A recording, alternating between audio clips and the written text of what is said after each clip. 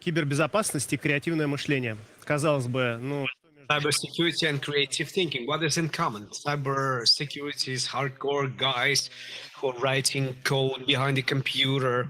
And creative guys are guys who are poets, write poetry, artworks, pictures, and it's a totally different world. But right now we're going to speak about how these worlds are compatible together with Vladimir Kochetkov, the head of the Department of the Research and Development Analyzer of the Code in Positive. Hello. креативным партнером And Jan Khachitur, creative partner of Positive. Hello, Jan. And Evgeny Brovkin, creative director of Positive Technologies, who is online with us. Hello, Zhenya. Hello, guys. картинка сзади справа. Well, you have a beautiful pictures behind your back. Да? You made it.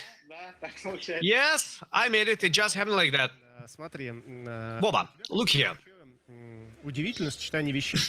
You have a surprising combination of things. On one side, you're writing code. You are a developer of product. On the other side, as I know, you're an artist.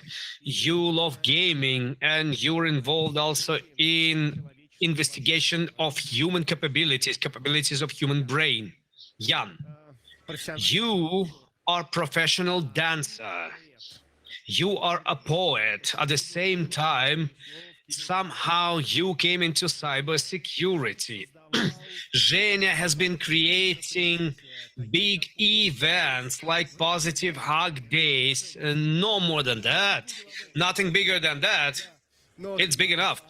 But you was creating big events.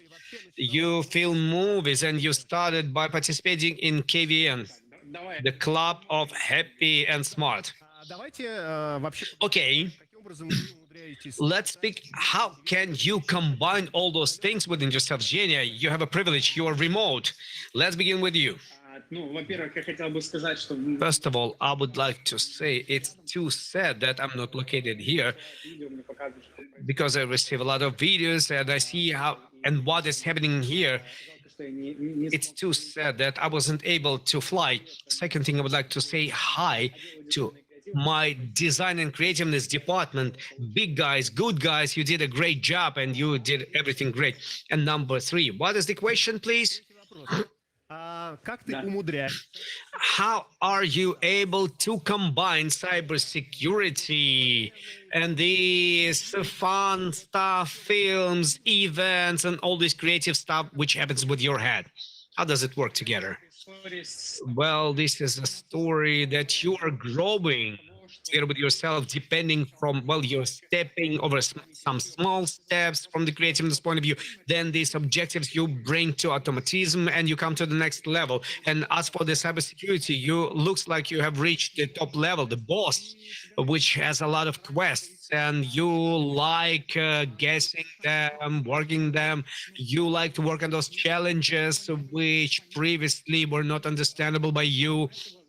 And in addition to that, because right now cybersecurity is number one story which is mentioned in our country, I think that close attention is paid to this topic. So right now it happens that projects become more and more complicated, more and more interesting, and it becomes a big quest to popularize them. And because of this, you just again gain some experience and you are moving forward.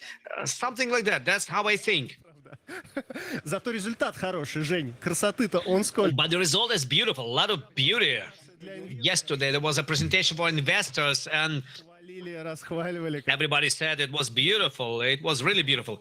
Yeah, you see, a lot of different objectives. You have community which needs information. On the other side, you have investors. On the third side, you have regular people, and all this together, it's a big mix of people. It's super interesting, guys. Those of you who is looking for interesting, that's very cool. Thank you. From dance to cybersecurity, how did it happen? You know, Vladimir, the first thing that comes to my mind is a quote from the movie Legend of the Autumn with Brad Pitt and Anthony Hopkins. Since the beginning, they said that there are people who hear a certain call inside of themselves. Some of them become crazy and some become legends.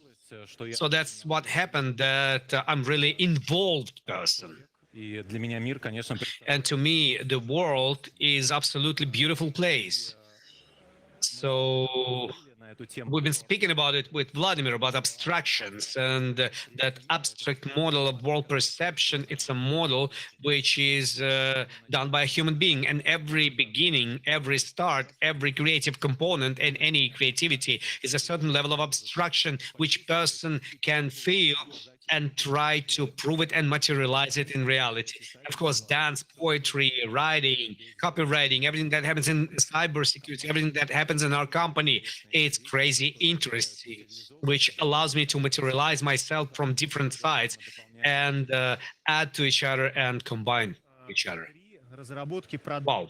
With the development of the product, uh, how is it important to get outside of the borders of traditional way of thinking, and which role is played by your creative skills that you have? Well, I should divide product development into two parallel fields, development and research, where we already have certain development, certain production. The code has been written and developed. The one that's going to go to release and will go to the clients.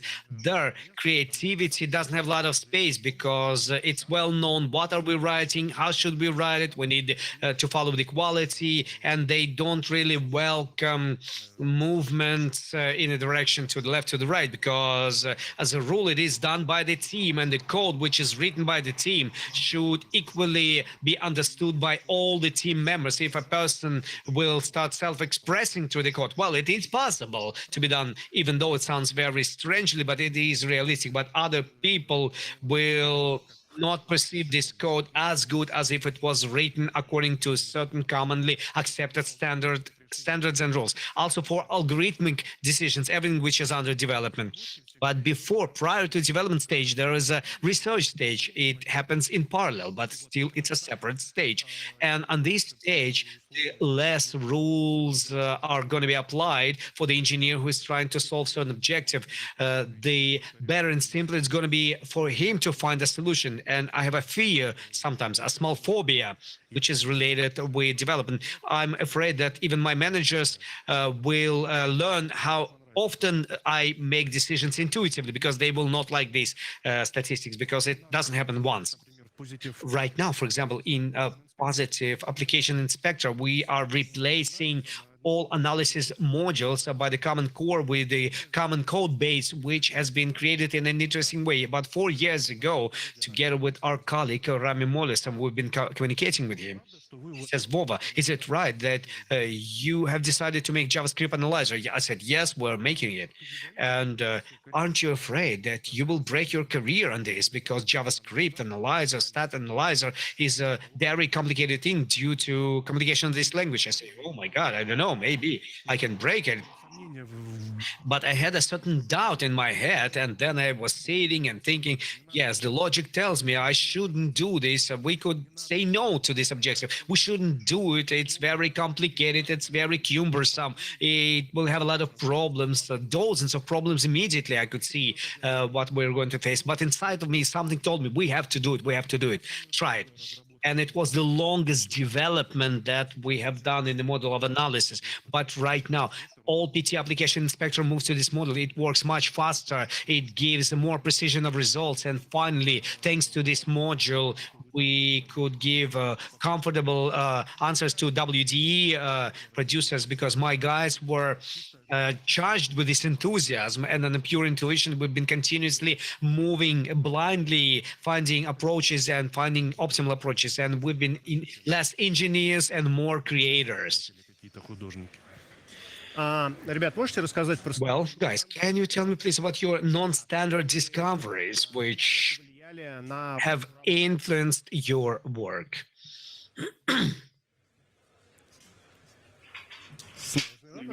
It is a very complicated question.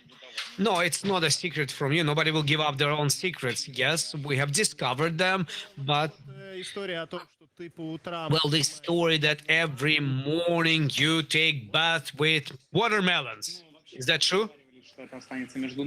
We have agreed that this will stay between us. Well, thank you very much for telling this to everyone. But well, I can tell you one thing from myself, perhaps as a recommendation to people who start their way in creativity and want to continue it. A great number of watching. You have to watch a lot of things because our brain tries to make examples. In the childhood, you remember, they ask you how much 2 plus 2, you say 5 because you forgot to say think again, but you don't think, you just remember options. In creativity, same thing. The more information you digest, the more results you will give out at a certain moment of time, and it will compile it in a non-standard way. So the more examples and variants you have in your head, the more options you will provide, the more interesting will be your solutions. In other words, that's why someday the artificial intelligence will make humans to shake, will make us shake. А вот это вот... It's interesting ending, but it's an interesting thesis, a challenge to Vova Kochetkov. Artificial intelligence will make us shake. Okay, let's speak about it. Vova, what your creative thinking is bringing you to, especially when you think about it. Okay, thinking about some life hacks, and I remember just two, and I can share them with you. In principle, well, this is not something related with watermelons. Artists, why do I want to share this with you? It's from the artwork. I brought it to my workplace. Artists, they have a problem of a blank page. When he has a blank page, he doesn't know how to start his artwork. It's like procrastination in the office. That's how it has been called. Artists call it like that. You just take the pencil and make some curve. But this curve should be dynamic, nice, not just a straight line. And then from this little curve, you start making your work. And this works magically on the artist. As soon as you have a certain curve on your blank page, you try to improve it continuously, and you continuously improving it, make it better, better, better. And then you look different, and the creative process is moving differently. I work with a programming code differently. I write something stupid just to make it and compile it, something. And I call the method. I said that you need to analyze JavaScript code like that. And then, well, you need to analyze JavaScript code. Well, this function will be divided. We have to parse code. We have to build a model. We have this. Well, I have 3 methods. And then I start dividing. I start building around it the common functionality. And then architecture becomes like that. Very often it's being changed. But it helps me to begin thinking in this direction. And the second life hack, well, I forgot about the second one while I've been speaking about the first one. But how can you give me the comment about artificial intelligence? This is your topic. This is my topic out of 3 of us. Well, you have to understand that artificial intelligence right now becomes more and more powerful. However, on the level of mathematics, there is no confidence that human brain works as we think it works. Because things that we do in the area of artificial intelligence, we just do the same thing that happens in the heads of people, because there's a mass of bright theories from well-known physicists like Roger Penrose, who assumed that between neurons, in addition to electromagnetic communications, there are quantum relations. Well, this hypothesis is not against anything that is available in physics. And if this will be truthful, there will be so many consequences that our AI is not intellect compared to this. And second of all, due to the quantum bending, it might happen that human thinking is connected with each other. The quantum connection. And you can fantasize a lot about it. You can think about anything, but this is too far away. And there is no possibility to check these hypothesis of this quantum entanglement in the brain. But as for the artificial intelligence, there's nothing to compare it with. We don't know how our intellect works, where it comes from, and why mathematically it is impossible to prove any free theorem. You take any free theorem and there is no algorithm following which you will prove it. But they do prove theorems. Somehow they do it, somehow they prove it, not algorithmically, because people have proven that they've done it this way. But how? It's not understandable. people. Можно рассмотреть с того, будет And this question can be looked from the point of view as how the person will analyze the work of the artificial intelligence, whether the person will perceive the AI together with living authors. And as for me, вот у меня вот because I write, I have two assumptions. говорим If we speak about some simple content with some simple forms, like articles or some popular books, алгоритмизацию можно на some algorithmization can be found there. But if we're going to speak about artificial intelligence that will transfer some subjective experience built on some abstractions, some Dostoevsky or каких-то своих проблем, или что Ласс проявлял. well, Awesome Tree has been expressing something. Well, this is under a big question mark. To create some algorithm when the text will be perceived by a human С искусственным on the same line with artificial intelligence is possible, but some archy art pieces with human loyalty, I don't know. созданное искусственным интеллектом будет Maybe something that was created by artificial intelligence will be based on something that already was done by humans. Because this will be some learning, machine learning, through which AI went through the existing experience, but not something principally new. Well, I wanted to support you because it's going to be expressed everywhere. Yes, in literature, non-standard solutions are not really applicable, but in music, Альбомы, их можно there are full albums which you can find on music platforms допустим, хита, и where the system of the heat has been studied, and there's an album which consists of the pieces by artificial intelligence, and it's like you're listening it like to real music, some light cool music which plays in the background in your ears, and you don't understand that it was written by humans. песен And you don't understand that it's a sample that was cut of different songs, sounds as a harmony. As for the creative art, Лебедева, like Artemy Lebedev Studio, they have a проект, который генерирует. neural project То есть здесь, which generates logos. мне кажется, то есть во что это впоследствии So as I think, this will be reborn. Well, some part of creative industry will stop existing.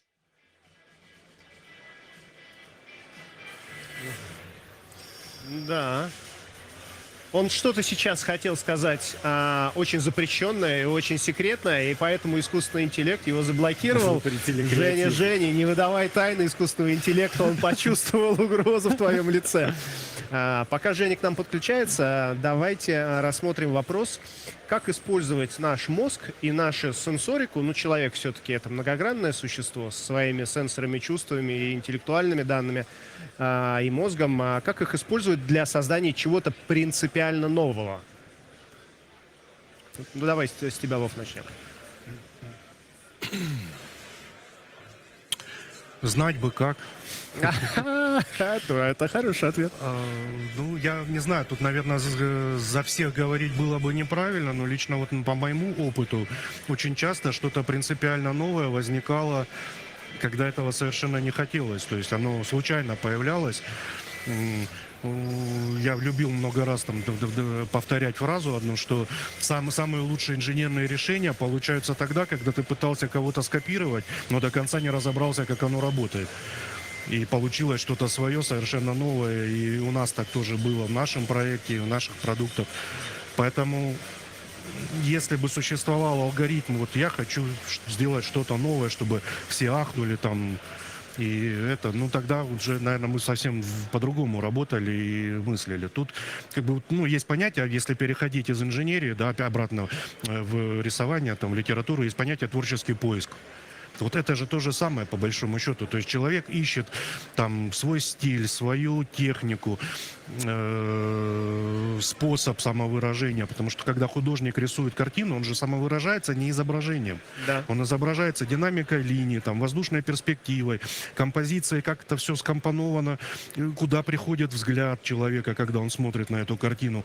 Вот через это художник пытается себя самовыразить. И, как правило, им-то проще, потому что что-то новое у них получается просто, когда они как бы про себя рассказывают миру. С инженерной точки зрения здесь, конечно, немного сложнее, потому что более формальная область, со всех сторон математика, которая как-то ограничивает, и далеко не за пределы, не любой границы математики мы можем выйти. Ну, как бы это законы природы, тут уж ничего не поделаешь. Поэтому, ну, методом перебора создается что-то новое, наверное, так. Ян, как создать что-то новое? Ам, Принципиально. Слушай, ну, я, если честно, думаю, что это очень сильно зависит от того, что человек хочет. Потому что мы так, если рассмотреть, у нас есть какие-то бессознательные механизмы, которые происходят. Есть какие-то поведенческие механизмы. Есть все равно социум, в котором мы тоже взаимодействуем в определенных механизмах.